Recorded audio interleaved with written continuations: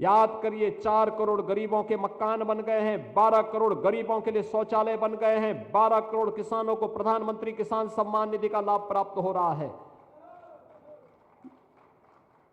10 करोड़ गरीबों के घर में एलपीजी के कनेक्शन मुफ्त में पहुंच गए हैं, 80 करोड़ लोग फ्री में राशन की सुविधा का लाभ प्राप्त कर रहे हैं।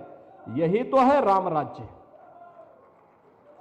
यही है राम राज्य। 50 करोड़ लोग हर वर्ष 5 लाख रुपए की स्वास्थ्य बीमा मुफ्त में प्राप्त कर रहे हैं। कोई भेदभाव नहीं, न जाति का भेद है, न क्षेत्र का भेद है, न भाषा का भेद है, न मत और मजहब का भेद है। जो भारत का है योजना का लाभ प्राप्त कर रहा है, कहां भेद है? यही तो राम राज्य है, यही राम राज्य है। लेकिन आध्यात्मिक और सांस्कृतिक रूप से समृद्ध करने का दायित्व तो आप सब पूज्य संतों के हाथों में है। आप जो दिशा तय करेंगे, देश उसी दिशा में जाएगा, संस्कार उसी प्रकार से बनेंगे, और यह दायित्व तो आपको भी लेना होगा। अगर देश का नेतृत्व ले रहा है तो आपको भी लेना है, और कुंभ से संदेश जाना है।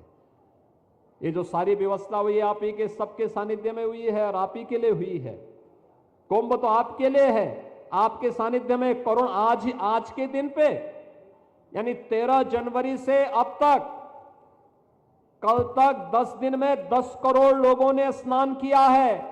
आज 2 करोड़ श्रद्धालु प्रयागराज में महाकुंभ नगर में हैं।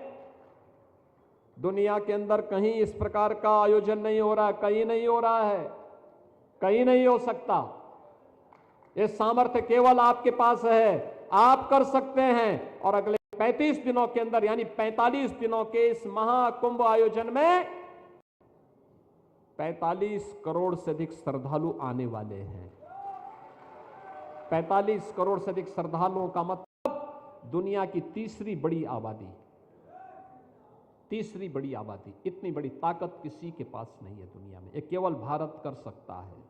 सनातन धर्म के आयोजन, इस प्रकार के आयोजन लगातार 45 दिनों तक एक सिलसिला, और मां गंगा, यमुना और सरस्वती का, त्रिवेणी का इस महासंगम, इस महासमागम को अपने साथ समाहित कर सकने की सामर्थ्य रखता है।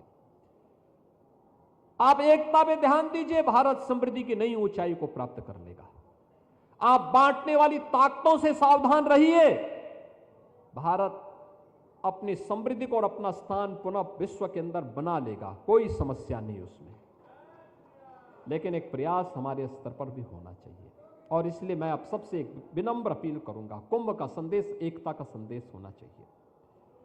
कुंभ का संदेश ऐसा संदेश होना चाहिए कि हम जाति के नाम पर नहीं बटेंगे, क्षेत्र और भाषा के नाम पर नहीं बटेंगे, किसी अन्य वाद के आधार पर नहीं बटेंगे। हम सनातन धर्म के अंदर भले ही हमारे हर उपासना विधि अलग अलग हो, पंथ मत और संप्रदाय अलग अलग होंगे, लेकिन सबका लक्ष्य सनातन धर्म के मूल्यों की रक्षा करते हुए भारत की मजबूती होनी चाहिए। भारत एक भारत और श्रेष्ठ भारत का होना चाहिए।